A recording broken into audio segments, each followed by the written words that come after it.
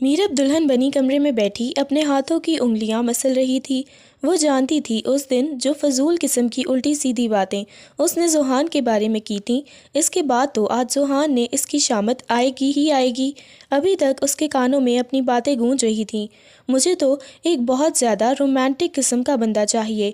ذوحان بھیا تو اس قدر خڑوس آدمی ہیں کہ ان کو دیکھتے ہی ان کی بیوی بے ہوش ہو جائے گی۔ کوئی بدقسمت ہی ہوگی جو ان کے ساتھ شادی کرے گی۔ اپنی ہی کی گئی باتیں اس کے کانوں میں گونجنے لگیں۔ یا اللہ، مجھے آج اس چنگیز خان سے بچا لینا۔ یہ سوچتے ہوئے اس نے گہری سانس لی۔ اتنے میں کمرے کا دروازہ کھلنے کی آواز آئی۔ اس نے گھونگھٹ کی اوٹ میں اسے دیکھا۔ وہ بلیک رنگ کی شیروانی میں ملبوس قدم بقدم چلتا اس کی طرف آ رہا تھا۔ اسے دیکھتے ہی اس نے ضبط سے اپنی آنکھیں بند کر لیں۔ تھوڑی دیر بعد وہ اس کے سامنے بیٹھا اور ایک دم سے اس کا گھونگھٹ اٹھا کے اس کے پرسن چہرے کو دیکھنے لگا۔ ذوحان کے چہرے پر ایک طنزیہ مسکراہٹ بکھر گئی۔ کیا بول رہی تھی تم؟ کہ تمہیں تو ایک بہت زیادہ رومانٹک قسم کا بندہ چاہیے۔ میں تو بہت زیادہ خڑوس قسم کا ہوں، تم سے بات بھی نہیں کروں گا، بلکہ تمہیں تو بہت ایک زیادہ رومانٹک بندہ چاہیے تھا نا۔ وہ اب اس پہ طنز کر رہا تھا۔ نہیں نہیں ذوحان بھیا، میں نے تو ایسا کچھ بھی نہیں کہا۔ وہ فوراً اس کی آنکھوں کے سامنے بیٹھی جھوٹ بولنے لگی۔ خبردار جو مجھے بھیا کہا، جان نکال لوں گا تمہاری۔ کیوں اپنے نکاح کا بیڑا غرق کرنا چاہتی ہو؟ ذوحان نے اسے وارننگ دی تو وہ فوراً خاموش ہو گئی۔ جی وہ بس غلطی ہو گئی۔ یہ کہتے ہوئے وہ اپنے ہاتھوں کی انگلیاں چٹکنے لگی۔ ادھر دیکھو مجھے۔ وہ دوبارہ سے سختی سے گویا ہوا تو اس نے نگاہیں اٹھا کے اسے دیکھا۔ آپ مجھے ڈانٹیں گے؟ مجھے ماریں گے؟ وہ گھبراتے ہوئے بولنے لگی۔ ظاہر ہے تم میرے بارے میں الٹی سیدھی باتیں کرو گی تو اس کی سزا تو تمہیں ملے گی نا۔ یہ کہتے ہوئے وہ بالکل اس کے سامنے آ کے بیٹھ گیا۔ اس کی تھوڑی سے پکڑ کر اس کا چہرہ اوپر کیا۔ میرب نے جیسے ہی ذوحان کا لمس محسوس کیا تھا، فوراً سے گھبرا کے اسے پیچھے کرنے لگی۔ پلیز پلیز ذوحان بھیا، مجھے جانا ہے، مجھے چینج کرنا ہے، یہ کپڑے بہت زیادہ بھاری ہیں۔ یہ کہتے ہوئے وہ ہٹنے لگی۔ جب ذوحان نے اسے کھینچا تو وہ سیدھا ذوحان کی آغوش میں آ گئی تھی۔ آنکھیں پھاڑے ذوحان کو دیکھنے لگی۔ مجھے ڈر لگ رہا ہے ذوحان، پلیز مجھے چھوڑیں، اس نے کانپتی ہوئی آواز میں کہا۔ مگر اب ذوحان بھلا کہاں چھوڑنے والا تھا؟ ذوحان اس کی آنکھوں میں دیکھنے لگا۔ وہ جو یہ طے کر کے آیا تھا کہ بس اسے ڈرا دھمکا کر ہی رکھے گا، مگر اسے دیکھتے ہی اس کا ارادہ بدل گیا۔ اگلے لمحے اس نے اپنے اور اس کے درمیان کے تمام فاصلے ختم کرتے ہوئے اس کے ہاتھوں کی انگلیوں میں اپنی انگلیاں پیوست کیں اور شدت سے اس کے لبوں کو چوم لیا۔ بھائی جان، یہ میں کیا سن رہی ہوں؟ پتہ نہیں کس بد نصیب کی زندگی آپ برباد کرنا چاہتی ہیں۔ آپ اپنے اس خڑوس جلاد بیٹے کی شادی کرنے لگی ہیں۔ توبہ توبہ، جب سے مجھے پتہ چلا ہے میں تو بھائی بہت زیادہ پریشان ہو گئی ہوں کہ آپ سچ میں اس کی شادی کرنا چاہتی ہیں۔ پتہ نہیں اب کیا ہی ہوگا۔ وہ کافی کا مگ اپنے ہاتھ میں پکڑے اپنی تائی جان کے کمرے میں داخل ہوئی۔ جس قدر وہ تائی جان کی لاڈلی تھی، وہ یوں ہی بلا دھڑک ان کے کمرے میں آ جاتی تھی اور وہ بھی اسے کچھ نہیں کہتی تھی۔ اس کی اپنی تائی کے ساتھ بہت زیادہ اٹیچمنٹ تھی۔ آتے ہی اس نے سر تک کمبل اوڑھے سوئی ہوئی ملیحہ کو دیکھا اور فوراً سے اس نے مگ سائڈ ٹیبل پر رکھا۔ آپ کو پتہ ہے آپ کا بیٹا کس قدر خڑوس انسان ہے؟ سارا دن جس طرح وہ اپنے ماتھے پر اپنے رولز کا ٹیگ لگا کر رکھتا ہے، گھومتا ہے نا، اس نے اپنی بیوی کو بھی کہنا ہے کہ یہ ایسے ویسے کرو۔ تم نے یہ کیوں کیا؟ تم زیادہ بولی کیوں؟ تم زیادہ ہنسی کیوں؟ توبہ توبہ، کیوں آپ کسی بیچاری لڑکی کی زندگی برباد کرنا چاہتی ہیں؟ تائی جان سامنے بیٹھی کس کتاب کا مطالعہ کر رہی تھیں۔ انہوں نے غصے میں نظریں اٹھا کر اسے دیکھا۔ ارے تائی جان، مجھے پتہ ہے بھائی بیٹا آپ کا ہے، آپ کو تو غصہ آئے گا ہی آئے گا اگر میں اس کی برائیاں کروں گی، لیکن میں نے تو آغا جان کو بھی جا کے بولنا ہے کہ خبردار جو کسی معصوم کی آپ لوگوں نے زندگی برباد کی اس خڑوس کے ساتھ شادی کر کے۔ تائی جان بار بار اسے آنکھوں کے اشارے سے خاموش رہنے کا کہہ رہی تھی۔ اور یہ ملیحہ کی بچی کیسے سو رہی ہے؟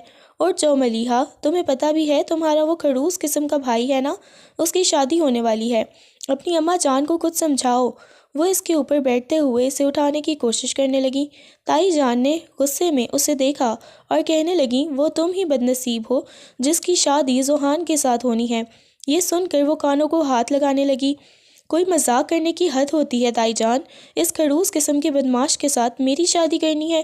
میں تو پہلے ہی دن اسے بندوق کی گولیوں سے چھنی کر دوں گی۔ یہ کہتے ہوئے اس نے جیسے ہی ملیحہ کے چہرے سے کمبل ہٹایا تو وہاں بخار میں تپتا ہوا اس کا وجود دیکھ کر وہ گھبرا گئی۔ ذوحان خون خوار نگاہوں سے اسے ہی دیکھ رہا تھا۔ پیشانی پہ بکھرے ہوئے کرلی بال اور اس کی سبز آنکھوں میں چھایا ہوا غصہ اس بات کی گواہی دے رہا تھا کہ وہ اس کے ایک ایک لفظ کو بڑی غور سے سن رہا تھا۔ اسے دیکھتے ہی فوراً خشک خون پڑتے ہوئے پیچھے ہو کر زبردستی چہرے پر مسکراہٹ لائی۔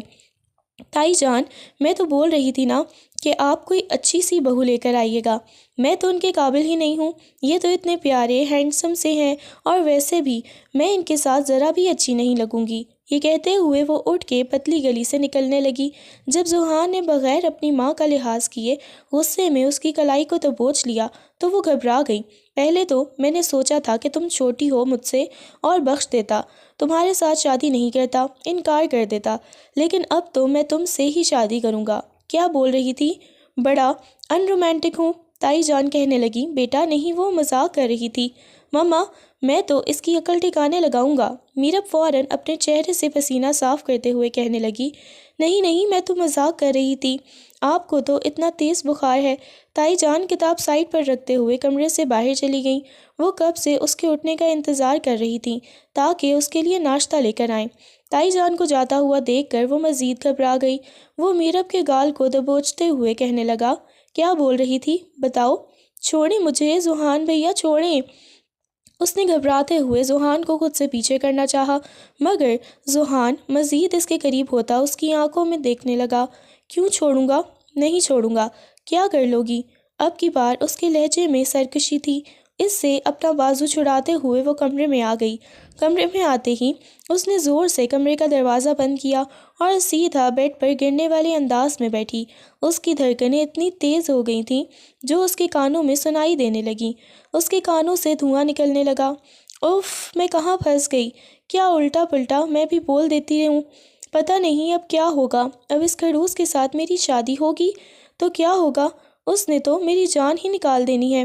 نہیں نہیں، میں آغا جان کو منع کر دوں گی، میں تو ان سے بہت چھوٹی ہوں، ابھی مجھے اسٹڈی بھی کرنی ہے۔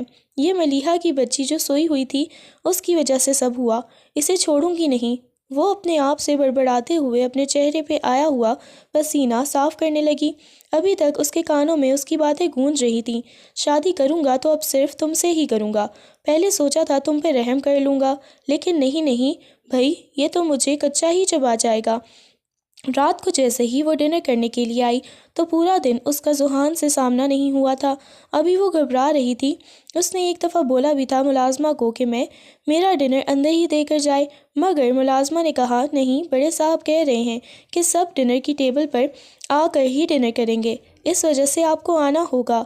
وہ گھبراتے ہوئے آئی اور اس کی بدقسمتی یہ نکلی کہ ذوحان کے ساتھ والی چیئر خالی پڑی ہوئی تھی اور مجبوراً اسے وہاں پہ ہی بیٹھنا پڑا۔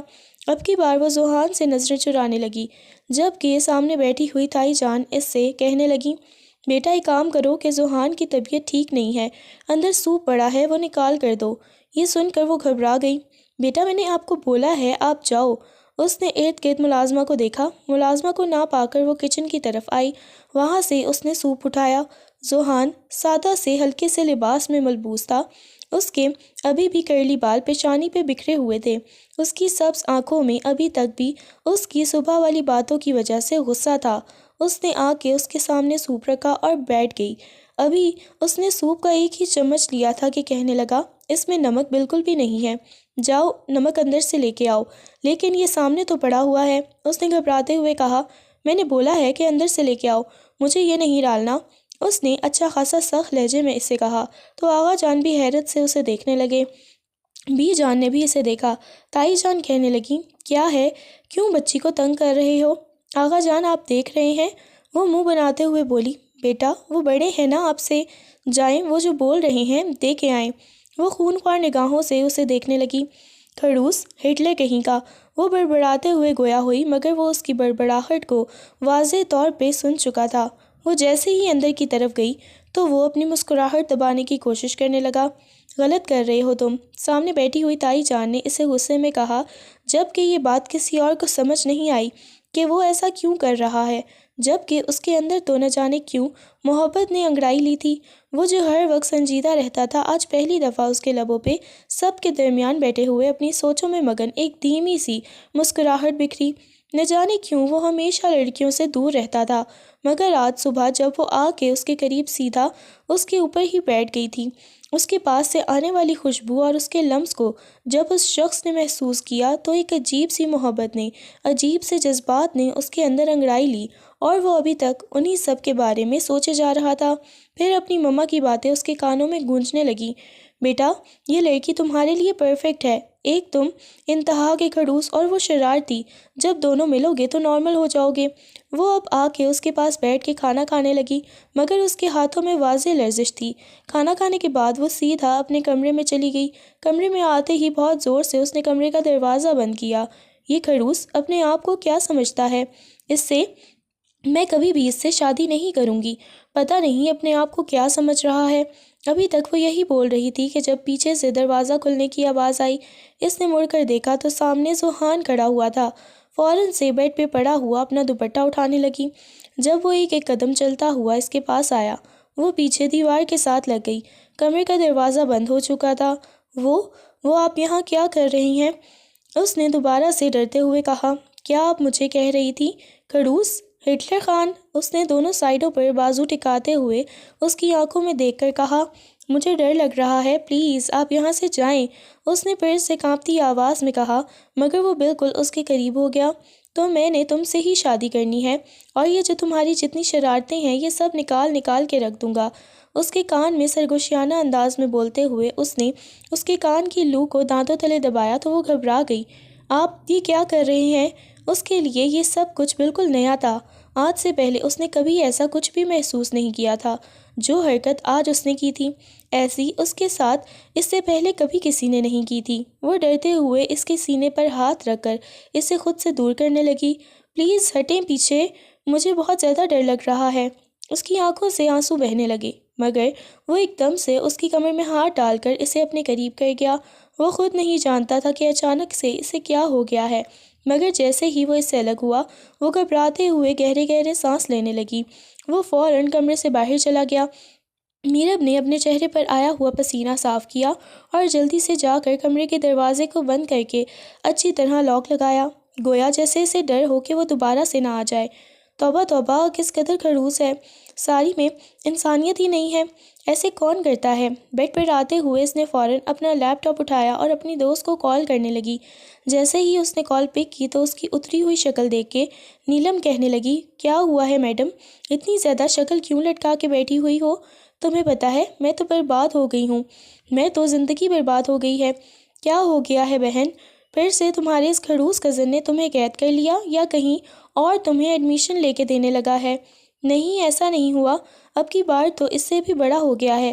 تائی جان بول رہی ہیں کہ میری اس خڑوس کے ساتھ شادی کروانی ہے، اور وہ اب ضد پہ اٹک گیا ہے۔ وہ اسے ساری بات بتانے لگی۔ 2-3 دن گزر چکے تھے اور وہ ہر رات بیٹھ کے نیلم سے گھنٹوں اس کی برائیاں کرتی تھی۔ آج بھی کافی رات ہو گئی، کہنے لگی، یار میں نے تو تائی جان کو بہت زیادہ سمجھانے کی کوشش کی کہ میری اپنے اس خڑوس بیٹے کے ساتھ شادی نہ کروائیں۔ تمہیں پتہ ہے اسے رومانس نام کا الف بھی نہیں پتہ، ہر وقت آفس کا کام لے کے بیٹھا ہوتا ہے۔ 2-3 بار میں نے تو پوچھا اور چاہا کہ وہ میرے ساتھ کوئی اچھی طرح سے بات کر لے، مگر مجال ہے جو وہ کام کے علاوہ کوئی بات کرتا ہو۔ مجھے نہیں ان سے شادی کرنی۔ نیلم، تمہیں پتہ ہے میں کیسے گھر والوں کو سمجھاؤں؟ وہ منہ بناتے ہوئے سامنے بیٹھی نیلم کو دیکھنے لگی۔ نیلم کے لبوں پہ مسکراہٹ بکھر گئی۔ یار تمہیں پتہ ہے جب وہ تمہیں یونیورسٹی کبھی کبھی چھوڑنے آتا ہے تو ساری دوستیں اسے کیسے دیکھتی ہیں؟ کتنا ہینڈسم ہے یار۔ ہینڈسم ہونے سے کیا ہوتا ہے بھائی، بندہ رومانٹک بھی ہونا چاہیے۔ اچھے سرپرائز دے کر بیوی کو، اس کے لیے اچھے گفٹ لائے، فون پہ باتیں کرے۔ وہ تو مجھ سے بات بھی نہیں کرتا، ہر وقت ڈانٹتا رہتا ہے، خڑوس قسم کا انسان ہے۔ مجھے نہیں اس کے ساتھ شادی کرنی۔ وہ اسے بتا رہی تھی، اچھا ٹھیک ہے، تم فضول قسم کی باتیں مت سوچو، ایک کام کرو، 1 کپ چائے بنا کے اس کے کمرے میں لے کے جاؤ، پھر دیکھنا وہ تم سے بات کرے گا۔ میں؟ چائے؟ اسے میرے ہاتھ کی پسند نہیں آتی۔ پھر کافی لے کے جاؤ، دیکھنا شاید وہ کام کر رہے ہوں گے، پھر ان سے کہنا کہ تمہیں کس نے بولا ہے مجھے آدھی رات کو چائے پینی ہے۔ نہیں، میں نے بالکل بھی نہیں جانا۔ لے کے جاؤ نا، کیا ہو جائے گا؟ نیلم کی بات پہ اس نے گہری سانس لی۔ بس میں اپنی بربادی کے لیے تیار ہو رہی ہوں، اس سے زیادہ کچھ نہیں۔ یہ سوچتے ہوئے وہ جیسے ہی اٹھی تو سامنے دروازے میں کھڑے ہوئے ذوحان کو دیکھ کر اس کا اوپر کا سانس اوپر اور نیچے کا نیچے رہ گیا۔ ذوحان کو دیکھتے ہی وہ گھبرا گئی۔ ذوحان ایک قدم چلتا ہوا اس کی طرف آنے لگا۔ اس وقت وہ ہلکے سے ٹراؤزر شرٹ میں ملبوس تھا۔ وہ اس کی سبز آنکھوں میں دیکھنے لگی۔ وہ ایک ایک قدم چلتا ہوا بالکل اس کے سامنے آ کر کھڑا ہو گیا۔ کیا بول رہی تھی میرے بارے میں؟ وہ تو تمہیں شادی کی رات پتہ چلے گا کہ میں کیا ہوں۔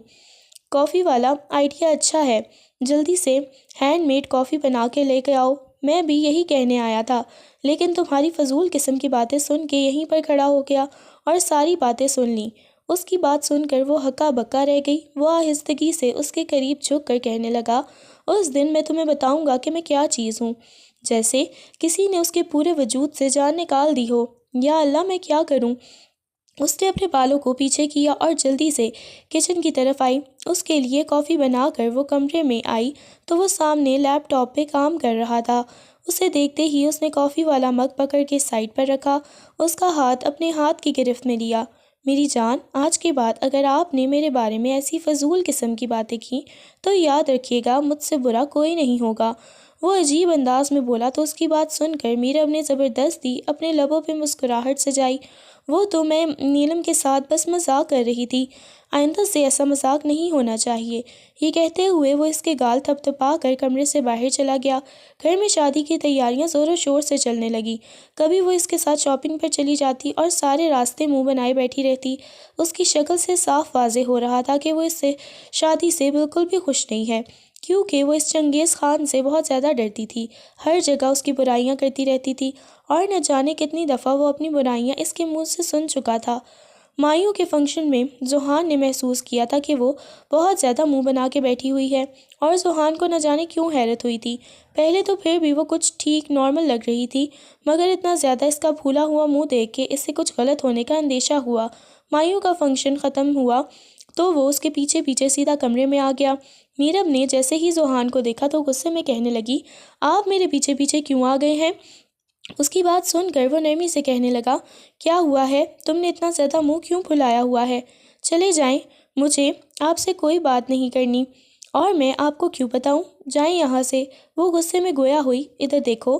مجھے اب کی بار لہجہ اچھا خاصا سخت تھا، اور اس کی اتنی غصے بھری آواز سن کر وہ گھبرا گئی تھی۔ کیا ہے، آپ مجھ پہ غصہ کرنے آئے ہیں؟ تو جائیں یہاں سے، چلے جائیں۔ مجھے آپ سے کوئی بات نہیں کرنی، نہ ہی میں نے آپ کو بلایا ہے۔ تم پریشان ہو، بتاؤ مجھے کیا ہوا ہے؟ ایک تو دلہا بھی پسند کا نہیں، اوپر سے لہنگا بھی پسند کا نہیں، تو کیا میں پھر بھی خوش ہونا چاہوں گی؟ وہ منہ بناتے ہوئے گویا ہوئی تو وہ اسے دیکھنے لگا۔ تمہیں پسند کا لہنگا لے کے دوں گا؟ یہ سن کر وہ آنکھیں پھیلائے اسے دیکھنے لگی۔ اس قدر خڑوس قسم کا آدمی خود آفر کر رہا تھا کہ مایوں والے دن وہ اسے نیا لہنگا لے کے دے گا۔ وہ جانتی تھی تائی جان نے جو پہلا لہنگا لیا ہے وہ بھی بہت زیادہ مہنگا ہے، مگر اسے پسند نہیں آیا تھا۔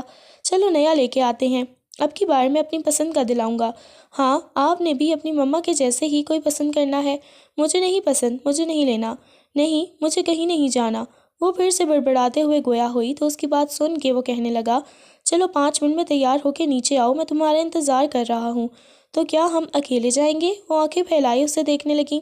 ظاہر ہے تم کہہ رہی ہو نا کہ تمہارا شوہر رومانٹک نہیں ہے، تو رومانٹک موڈ بھی تمہیں اپنا دکھا دوں گا۔ اس کے کان میں سرگوشی کی تو اس کی گرم سانسوں کی تپش اس کے اپنے کان کی لو پر محسوس کی۔ اس کا دل بہت شدت سے دھڑکنے لگا۔ غصے میں اسے دیکھتے ہوئے کہنے لگی، ٹھیک ہے۔ اسے بھی بہت زیادہ شوق چڑھا ہوا تھا اپنی پسند کا لہنگا لینے کا۔ وہ جلدی سے تیار ہو کر نیچے آئی تو وہ گاڑی میں اس کا انتظار کر رہا تھا۔ جیسے جیسے وقت گزرنے لگا اب کی بار اس کے لبوں پر ایک ہلکی سی مسکراہٹ بکھر گئی۔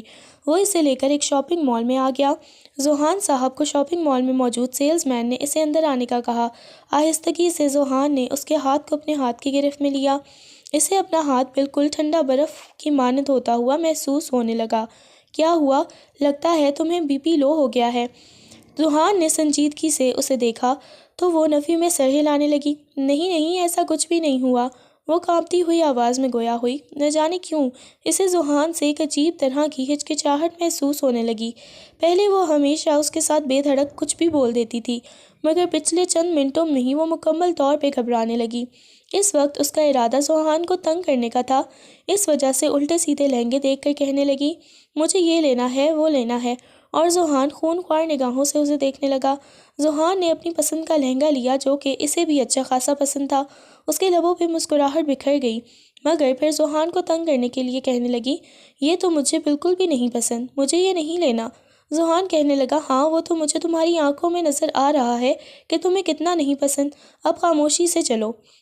یہ کہتے ہوئے اس نے لہنگا پیک کروایا اور اس کے بعد ولیمے کا ڈریس بھی اسے نیا لے کے دیا، کیونکہ اسے اندازہ ہو چکا تھا کہ اس نے ولیمے کا ڈریس بھی پسند نہیں کیا، لیکن بجائے گھر جانے کے وہ اسے کہیں اور لے کے جانے لگا۔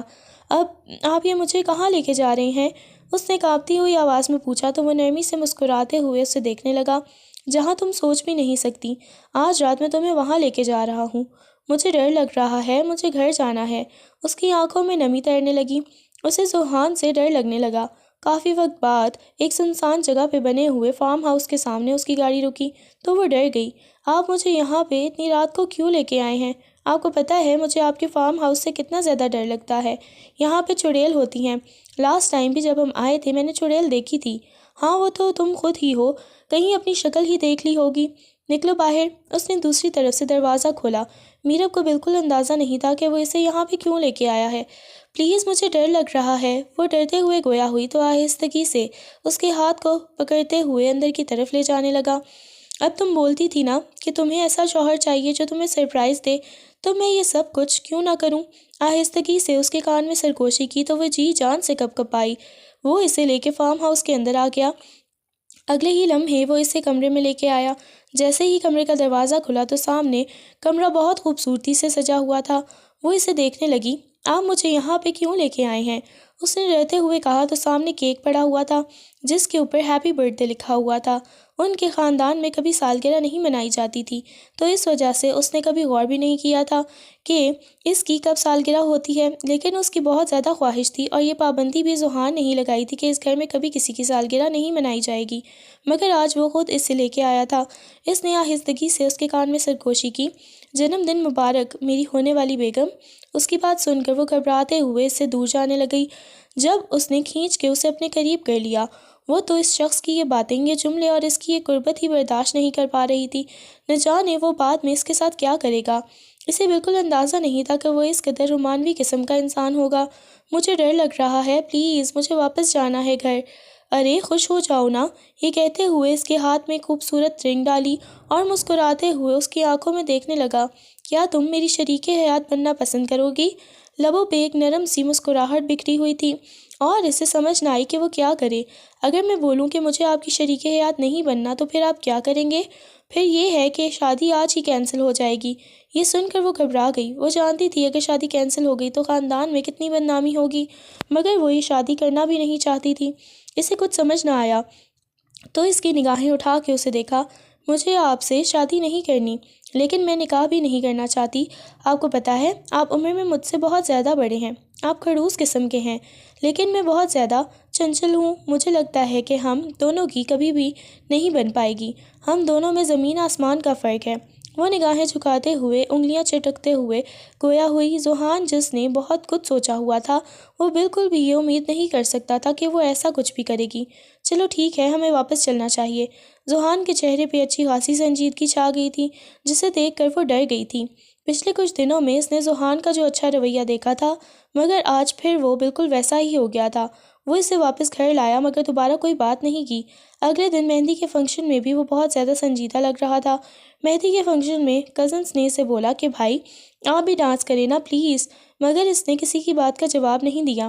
پہلے تو وہ اتنا زیادہ زوہان سے نہیں ڈر رہی تھی، لیکن کل سے دیکھ رہی تھی جس قدر اس کا موڈ آف تھا، وہ اب ڈرنے لگی۔ نہ جانے وہ اس کے ساتھ کیا کرے گا، کیا وہ سچ میں اس رشتے سے انکار کر دے گا؟ اگر کر دیا تو نہ جانے گھر والے کیا سوچیں گے؟ کیا کچھ اس کے دماغ میں چل رہا تھا؟ اسے ایسی بات نہیں کرنی چاہیے تھی۔ وہ بس یہی سوچے جا رہی تھی اور اگلے دن وہ لمحہ بھی آ گیا جب وہ دلہن بنی آئینے کے سامنے بیٹھی اپنے آپ کو دیکھنے لگی۔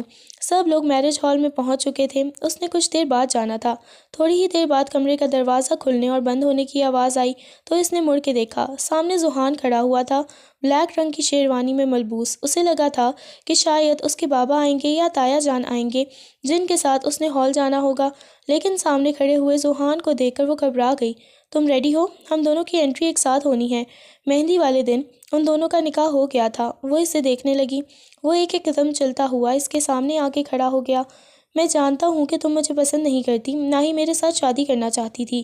یہ رشتہ زیادہ دیر نہیں چلے گا، چلیں اب۔ وہ گھبراتے ہوئے اسے دیکھنے لگی۔ اس نے اس کے ہاتھ کو پکڑا مگر وہ وہیں پہ رکی، نفی میں سر ہلانے لگی۔ ذوحان نے اسے دیکھا۔ اسے ذوحان کا یہ رویہ برداشت نہیں ہو رہا تھا۔ اس نے جو اتنے دنوں میں اس کا اچھا رویہ دیکھا تھا، وہ ایک دم سے روتے ہوئے ذوحان کے سینے سے لگ گئی اور ذوحان کو لگا جیسے کسی نے اس کا دل مٹھی سے مسل دیا ہو۔ وہ ذوحان کو کہنے لگی، ذوحان آپ مجھ سے ناراض نہ ہوں۔ نہیں، میں نے آپ سے ناراض کیوں ہونا ہے؟ چلیں، ہمیں دیر ہو رہی ہے۔ اس نے سرگوشی کی۔ میرب نے ذوحان کے ہاتھ کو اپنے ہاتھ کی گرفت میں لیا اور اس کے ہاتھ کو اپنے لبوں سے لگا لیا۔ ذوحان بالکل امید بھی نہیں کر سکتا تھا کہ وہ ایسا بھی کرے گی۔ اپنے ہاتھ کو اس کے لبوں سے ہٹایا اور کہنے لگا، کیا پاگل ہو گئی ہو؟ کل تک تو تم یہ شادی نہیں کرنا چاہتی تھی۔ وہ غصے میں گویا ہوا تو اس کی بات سن کر وہ گھبرا گئی اور کہنے لگی، ہاں میں شادی نہیں کرنا چاہتی تھی، لیکن آپ میرے ساتھ اتنا برا بیہیو کیوں کر رہے ہیں؟ وہ روتے ہوئے گویا ہوئی تو اس کی بات سن کر وہ خاموش ہو گیا اور کہنے لگا، نہیں میں تمہارے ساتھ کوئی برا بیہیو نہیں کر رہا، چلو۔ یہ کہتے ہوئے اس کا ہاتھ پکڑا مگر وہ پھر بھی اپنی جگہ سے ٹس سے مس نہ ہوئی۔ آپ پہلے جیسے ہو جائیں نا، جیسے پہلے تھے پلیز۔ وہ اس کی آنکھوں میں دیکھتے ہوئے بولی، پہلے تمہیں بہت زیادہ خڑوس تھا، تمہیں پسند نہیں آؤں گا۔ نہیں، اس کے بعد جیسے آپ ہوئے تھے، جیسے آپ مائیوں والے دن تھے، مجھے باہر بھی لے کے گئے تھے۔ کیوں؟ ابھی بھی دل کر رہا ہے کہ باہر لے کے جاؤں۔ آپ نے خود ہی تو بولا تھا کہ آپ کو مجھ سے شادی نہیں کرنی۔ غلطی ہو گئی تھی، اس وجہ سے بول دیا تھا۔ وہ اپنے ہاتھوں کی انگلیاں چٹکتے ہوئے گویا ہوئی، چلو کوئی بات نہیں، غلطی انسانوں سے ہی ہوتی ہے، چلو۔ یہ کہتے ہوئے اسے اپنے ساتھ لے کے ہال میں آ گیا۔ ان دونوں کی انٹری ہوئی، ساری روشنیاں ان کی طرف تھیں اور اس وقت وہ دونوں ایک دوسرے کے ساتھ مکمل لگ رہے تھے۔ دونوں کے لبوں پہ ہلکی ہلکی مسکراہٹ بکھر رہی تھی مگر اندر اس کا دل کانپ رہا تھا۔ وہ اس کے پہلو میں بیٹھی بہت خوبصورت لگ رہی تھی مگر اس نے کوئی بات نہیں کی۔ اس کے چہرے پہ سنجیدگی چھائی ہوئی تھی۔ اسے ڈر لگنے لگا، جس سے پہلی دفعہ احساس ہوا کہ اسے ایسی باتیں نہیں کرنی چاہیے تھیں۔ شاید اسی وجہ سے وہ اس سے ناراض ہو گیا۔ وہ بہت زیادہ بے چین تھی۔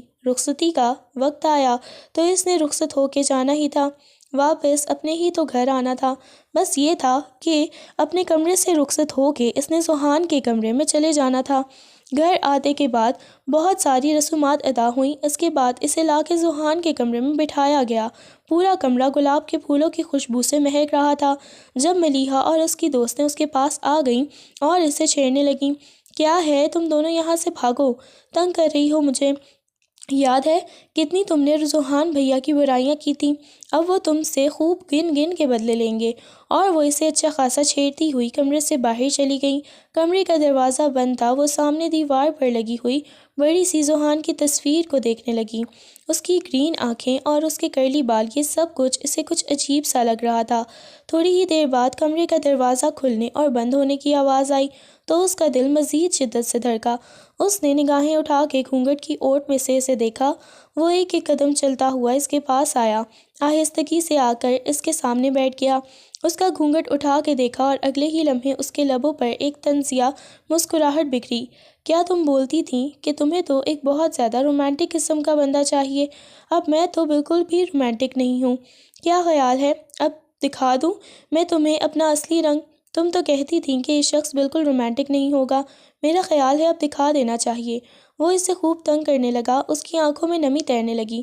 مجھے ڈر لگ رہا ہے۔ اس نے گھبراتے ہوئے ذوحان کو دیکھا تو ذوحان کے لبوں پہ اب کی بار ایک نرم سی مسکراہٹ بکھری۔ ڈرنا تو چاہیے، جتنی الٹی سیدھی تم باتیں کرتی ہو اس کے بعد تمہیں ڈرنا ہی چاہیے۔ یہ کہتے ہوئے ایک دم سے اسے کھینچا تو وہ کہنے لگی، ذوحان مجھے چینج کرنا ہے۔ یہ کہتے ہوئے وہ پیچھے ہٹنے لگی مگر اس نے کھینچ کر اسے اپنے قریب کر لیا۔ بالکل بھی نہیں، یہ کام تو میرا ہے۔ اس کی بات سن کر وہ نفی میں سر ہلانے لگی۔